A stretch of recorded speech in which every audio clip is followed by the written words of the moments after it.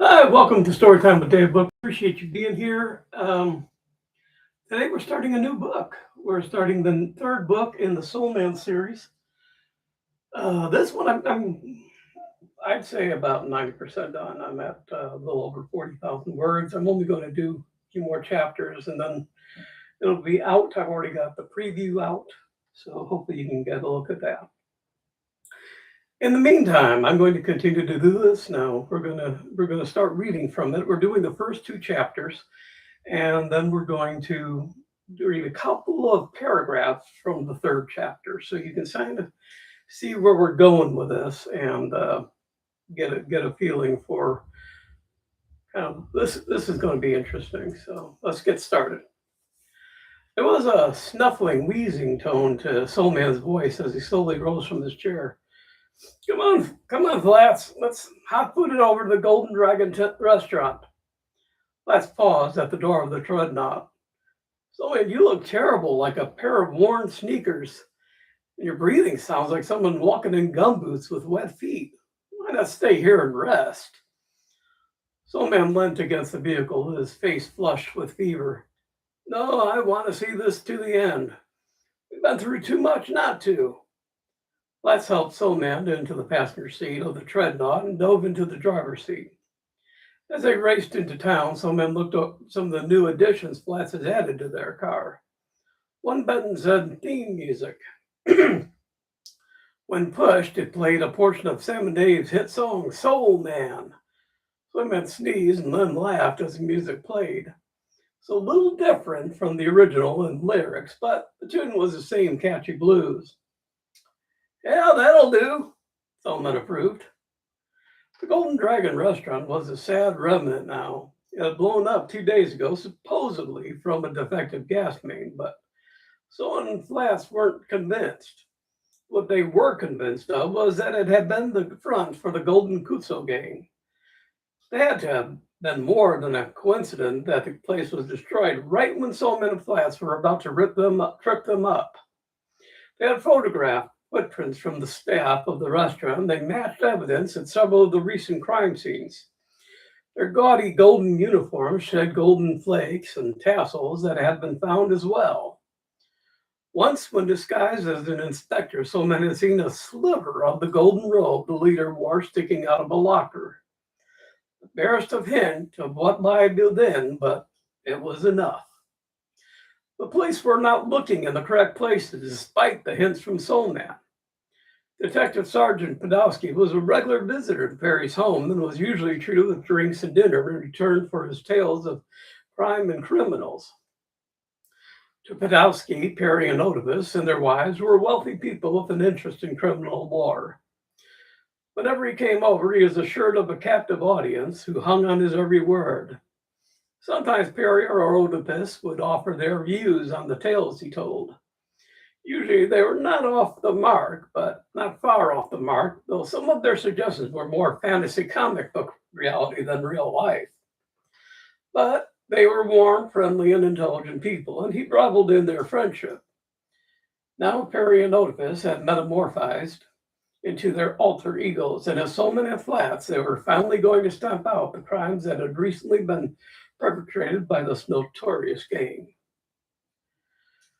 Approaching the remains of the Golden Dragon restaurant, they parked a street away and, melding with the darkness, walked the rest of the way. In Soulman's grip was a small leather bag that contained their accumulation of evidence, one final piece, and it would be ready to be handed over.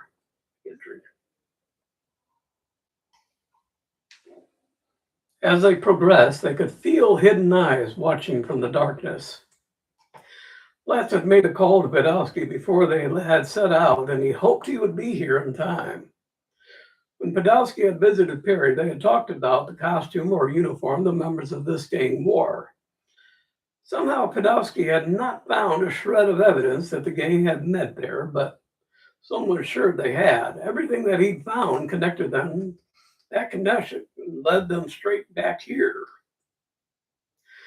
The place had been partially destroyed by the gang when they felt the foot of the law ready to land on them. They must have considered any evidence had gone up in smoke since the place had not been revisited since the explosion. No, perhaps that was true, perhaps not. But to Soleman and Flats, it was worthwhile checking. The feeling of being watched intensified as they walked into the remnants of the premises.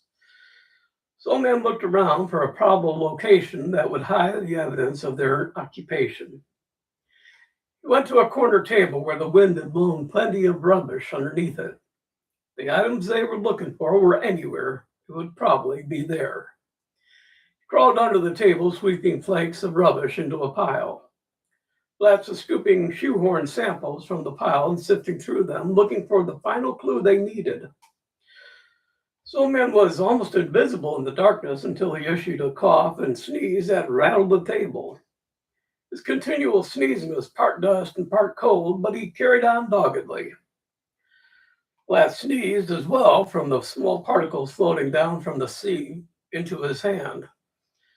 Stifled cry of joy, and Flats held up a small fragment. The gold and silver twist of metal from their unique footwear was all they needed to confirm that the Golden Kutso Gang had been there, especially since they were found especially since more were found after further sifting. With that last piece of evidence, the puzzle was finally complete.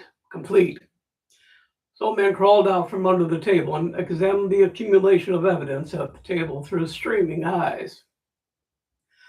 The sound of many footsteps echoed off the only remaining wall. Soleman and Flats rose to see 7 of the Golden Kutso Gang standing and blocking their way out from every angle. The members at the entrance parted for the arrival of their leader. A tall, masked man walked in. He was splendidly dressed in a golden robe with black embroidered dragons climbing on each side. Beneath were black trousers with golden stripe. His face was covered with a golden mask that showed a face of extraordinary strength. His slippers displayed the silver and gold tassels. Thus accoutered, he looked like a living statue. He pulled out a pair of nunchucks and put on a display of his prowess with those ancient weapons. Flats pulled out his bolo made of weighted heels and shoelaces and showed off his expertise. He spun them, sending them whirling and hovering above his head. He sent them like a boomerang, flying around the tall man, and then when they returned, he grabbed one heel and did a companion exhibition similar to the one with the nunchucks. The man roared in humiliation and set about performing faster, more intricate tricks. Soleman was becoming impatient, and his cold was starting to make him irritable. He sneezed, coughed, pulled out his heel shooter, and beamed the golden garbed bow in the center of his masked forehead, creating a deep dent and sending him falling backwards. With an angry bellow, the other members flooded inside and attacked. Under the sudden influence of adrenaline, Soleman walked into the fray with fists and feet flying. Flats edged sideways so that he had the wall at his back and the table at his side. Picking up the table by a leg, he swung it hard at the hordes of villains. Working together, the 2 crime fighters laid out their enemies one by one. As the last one fell, the sound of the police arriving was heralded by the wail of sirens. Soleman and Flats ducked out to the alley and behind the restaurant and melted into the darkness. Arriving at the treadnought, they ducked down as the police sped past them. The sound of the starter was lost in the warbling sirens, and within moments, they were gone. Detective Sergeant Podolsky looked at the bodies on the floor of the blasted-out restaurant. He approached a large man laying on the dusty floor and stripped off the mask. Professor Goldstein. Well, it all adds up now. On the floor was a case of evidence Soleman had collected, including the final pieces of twisted wire. The police cuffed and placed the gang into the squad cars. By the time they reached the station, they should all be awake. One of the policemen was scratching his head as he looked around a final time. Sir, what happened here? Do you think they had a fight between themselves? Podolsky leant down and picked up the heel used to down the professor. No, they just went up against the wrong people. Soleman and Flats left this little present for us. Well, now this case is all tied up. I hope they finally get the rest they deserve. The moment they returned home, Persephone took Perry's temperature and sent him straight up to bed to rest.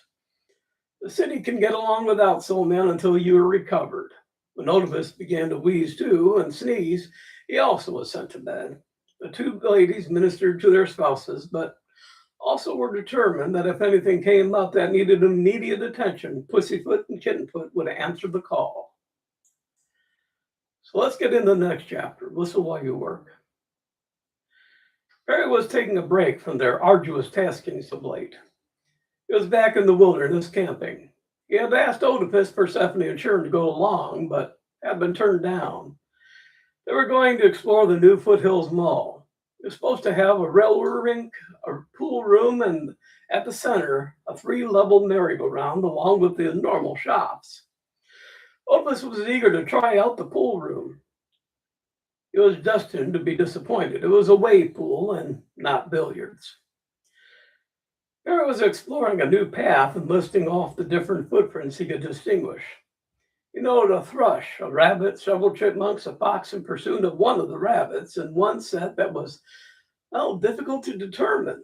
The prints were small and looked almost as though they were made by a very, very small deer.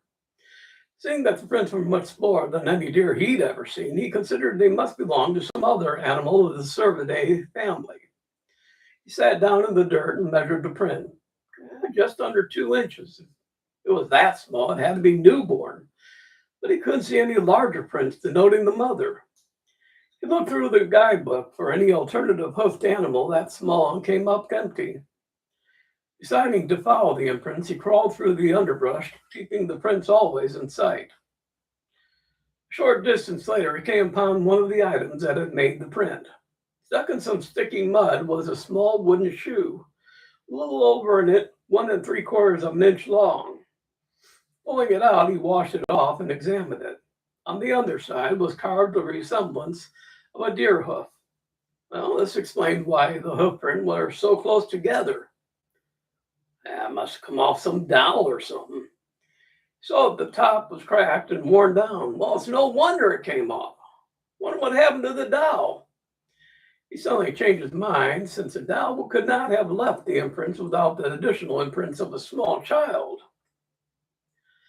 A small voice piped up from the other side of the log. I am not a dowel, and I fell off the log into the sticky mud, and I've been stuck here for a while. A little help would be greatly appreciated. Looking over to the other side, he saw a diminutive woman about 1 foot in height, wearing a Dutch outfit and braided hair. Her face was red-cheeked, and from the look around her eyes, she smiled and laughed a lot. At the moment, though, she was pouting and very unhappy. He reached his hand down and placed it so that she could grab hold. Grabbing his fingers in both hands, Perry lifted, and she rose out of the mud with a swoop and a pop. Perry placed her softly onto the log where she sat, looking forlornly at her bare feet and back into the mud. I can't go home without my shoes. Papa will be furious. She began to cry. Perry assured her that she would have shoes to go home in. Looking around, he found some ash twigs that he stripped and whittled into a fresh pair of clogs, using the one he had found as a model. As he worked, the young lady went to a nearby spider web and, bringing out a pair of small wooden sticks, began to knit herself a new pair of stockings. As they worked their projects, they talked. He introduced himself, and she informed him that her name was Glenda Tia. Perry was looking around as he carefully shaved off the wood. I don't see a home anywhere that would be suitable for a lady as elegant as yourself. You live far from here? She blushed at his compliment. Well, we live in a small clearing in the center of the forest. Far away to walk, Perry acknowledged. Oh, it would be if I had to, but my father has befriended a great many of the hawks that live in the trees above our homes. We feed them in the winter, and they fly us anywhere we want to go. She looked up from her knitting proudly. My father is a great man. Perry bowed his head, showing respect to her and her father. Would it be rude to inquire what brought you to this part of the forest? She leapt down and scurried around to the other side of the log. Throwing out some slats of bark, she walked on the mud and got her basket full of whortleberries. Bringing the basket over, she climbed onto the log to finish her stockings. I came to find the whortleberries. Papa has got a cold, and these make a tea that'll cure him right up. She leapt down and gobbled one, and licking her lips at the sweet and tart flavor. She brought it over to Perry, who savored the new taste. Looking at his rapt expression, she grinned with eyes wide. Good, isn't it? Perry finished the first shoe by carving a small deer hoof pattern into the sole, matching the sample. When asked why it was there, he was informed it was so people didn't know they were out and about. Before Papa insisted we change to these, we were always bothered by the tall folk. They kept asking about our pot of gold. And it's exhausting always trying to explain the difference between gnome folks and hip leprechauns. Well, they see our pointed ears and figure we're all the same. It's so rude. Perry nodded in our agreement. He finished a second shoe and rubbed some pine sap inside and out to waterproof them. Her shoes were finished at the same time as she completed her stockings. Slipping both on, she brought out a flute. I'd better call my ride home. She put the flute to her lips and inhaled. Suddenly she exhaled and put the flute away. Climbing back onto the log, she stood and examined Perry's face. You're nice. I think Papa would like to meet you. Besides, you rescued me, and it's only right that he at least thanks you. Oh, before I take you with me, I want your most solemn promise that you won't ever tell where we live. So promise and then cross your heart. Perry promised and dutifully crossed his heart in solemn oath. He climbed up his arm and settled onto his shoulder. I have to guide you there. You'd never find it on your own. When Perry stood, she looked down and shook. It was a long way down, and she held tightly onto his shirt. Guiding them through secret paths and waterways, they wound their way towards the village of the gnomes. As they walked, she asked Perry to keep an eye out for any woodland animals. It's our sworn duty to help any animal who needs it. My specialty are fox and rabbits.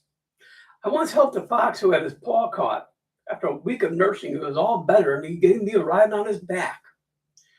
Her voice rose in his ear, quivering with excitement. He was so fast. She let out a sigh. Just for fun, Perry took long, swift strides. She laughed and held tighter, begging him to go faster and faster. Hold tight, Perry called and put on a maximum burst of speed. She gasped as the trees flew past in a blur of colors. Perry slowed and stopped, breathing heavily. She kissed his cheek and slid down to walk for a while. Approaching an area that contained fruit, succulent leaves, and acorns in abundance, Tia stopped and looked around and then looked thoughtfully at Perry. Sir, would you be willing to help me gather some provisions from this area? We'd be set for months if we get enough. Perry took his shirt off, buttoned it up, and tied off the bottom and tied the shirt sleeves at the cuffs. It should hold enough and will be easy to carry. Together they began to fill the shirt, first with plenty of nuts, then under the ripe fruit that would ripen in storage. Let me get that again. First with plenty of nuts, then underripe fruit that would ripen in storage, followed by berries, and finally the herbs and leaves and flowers on top. The shirt was filled to the neck. Perry tucked the collar on so it was safe from losing anything. Shirt weighed about 30 pounds now, and slung over his shoulder slowed their progress. Tia had Perry stop as she climbed onto a tall stump and emitted a soft, though loud, grunting sound. After performing the sound a few more times, she sat down to wait. When my friend shows up, let me introduce you. Don't make any sudden moves and don't talk. You've got a deep voice, and while I like it just fine, he might take it as a challenge. Perry laid aside the shirt and sat on a log to wait. She performed the call softer than the first time, and after a little longer, softer still. Perry's quick ears heard a rustling from behind a grove of trees, a muzzle followed by a dignified buck whose strode majestically to the gnome. He gently nuzzled her, and she made soft grunts and whinnies. She looked at Perry and somehow indicated him as a friend. The buck came over and smelt him, and liking what he was smelling, he paid Perry the compliment of a nuzzle as well. Perry wasn't sure what she had called him about. The buck came to the stump and knelt for Glendatea to climb onto his shoulder. Then he came to Perry and knelt again. Perry declined the privilege of a ride, feeling the weight of hitting would be a hindrance to speed. He placed the bag on his back, though, to allow himself to be able to run. The buck apparently needed no guidance and sped off. Perry broke into a sprint and tried to keep up. Buck looked back, saw Perry not able to go at his pace, and he slowed enough that they were able to continue side by side. When they were very close to the gnome village, Glendatea took out her flute and played a melody to let the people know company was coming. The buck halted on the edge of the village and knelt down so Glendatea could dismount. Perry took his shirt and put it over his shoulder. She invited the buck in for some refreshment, but he bowed his head in farewell and went back the way he'd come. They strode in and were quickly surrounded by people that were no taller than about 2 feet. Glendatea slid down his arm, then leapt to the ground. Running to a noble ancient in a gilded emerald green robe, she explained what had happened and her rescue from the mud pit by Perry. The gnome, who was the leader of the clan and Glendatea's father, commonly known as Glandor the Great, walked up towards Perry and stood on the log. Perry sat down so that he was close to the same height as the gnome, who bowed and welcomed Perry as a friend. With a wave of his hand, Glandor set things in motion for a dinner and presentation. Cloths were laid around the ground, large bowls of seeds, grasses, leaves, fruit, and nuts that were all combined into balls and eaten with the hands. For dessert, they had honey cakes with berries on top. As they ate, Perry was trying to figure a way to tell the exact location he was at. Glandor chuckled as he puffed on his pipe. He divined Perry's intentions. I'm sorry to tell you, but you won't be able to find us again. That is, unless one of our people accompany you. He called for his ale. Many casks were rolled out, tapped, and the contents distributed in acorn cups. One cask that was twice the size of the others had the lid pried off for Perry to drink. The beverage was like a slightly fizzy, malty fruit punch, and delicious. Perry and Glandor toasted to their friendship, then Glandor clapped his hand 3 times with great ceremony. 2 gnomes came out of a cave that had a smokestack and presented a freshly minted coin to the leader. The coin was the size of a silver dollar, and on it was a picture of a gnome and the inscription, "Friend of all gnomes." The leader presented it to Perry. You are now an FOG, and as such, should you ever meet another gnome in your travels, you will be welcomed as an honored guest. Perry thanked the leader and all those assembled for their hospitality. For a while, he rested and enjoyed the company around him. They joked and sang songs until evening. Soon the effects of the strong ale took their toll on Perry, who rarely drank alcohol, and he was fast asleep. Perry was trussed in strong woven binds with a harness attached to each. A shrill whistle to the hawks, and they were fitted out for carrying Perry to his campsite. Glendatea, who had befriended Perry, rode on his chest and directed the hawks. The hawks descended, and Perry was laid in his chair. The young gnome checked to ensure the coin was still in Perry's pocket, climbed to his shoulder, and gave him a quick, gentle kiss on the cheek. After the vines were cut, she mounted the head of Hawk's back and headed home. Now I'm going to read the next 2 chapters, for this one's called Dancing Shoes. Come morning, Perry woke confused. He would ordinarily have thought the adventure of the day before an amusing dream were it not for the coin in his pocket. He secured it in his wallet and looked through his ice chest to find something for breakfast. Sound of thundering hooves halted him. He was situated in a small clearing well off the usual path, so that sound of riders was odd to say the least. He looked down the path, and through the wide opening came a splendid regal carriage pulled by 4 Perchinons, each a different color. The driver stopped abruptly alongside Perry. A man dressed appropriately for a king looked out the carriage window and beckoned to Perry. King's face was lined with worry, and there was pain in his eyes. Perry rushed to his side. "You are Soleman, are you not?" Perry bowed. "I am he." A footman dismounted from the rear of the carriage and opened the door for Perry to enter. The footman remounted to his accustomed place. The king snapped his fingers, and the carriage tore off at blinding speed. Inside the carriage, there was no hint they were even moving. No bumps, no swing from side to side. The carriage was firm, stable, and silent, allowing the king and Soleman to talk. "Soleman, I am King Rupert van Morgenstein. My son, Prince Linus, had his birthday ball yesterday. Since it was his 21st birthday, he was to pick his bride from the assembled ladies. Well, he found one, and what a one! He fell in love immediately, and I truly believe she felt the same. They danced all the dances to the chagrin of and irritation of the others attending. Just as the clock struck midnight, she just ran off. My son thought she had an urgent need after so many dances, but the urgency in her eyes was another type of desperation. It was near to panic. When she bolted, she said not a word about where she was going, no promise to return, in fact, no information of any kind. My son gave chase and was hard on her heels when he heard her carriage depart at full speed. She disappeared in a cloud of dust. Okay, so that's it for that chapter. Well, those two and maybe an eighth. So that's it for today. We'll continue on Friday when we'll get to the next chapter of dancing. We'll do the whole chapter of Dancing Shoes. So I know it's sounding a little weird, but that's good. That's a good thing. So I look forward to seeing you again on Friday. I hope you'll be here. And thank you again for being here.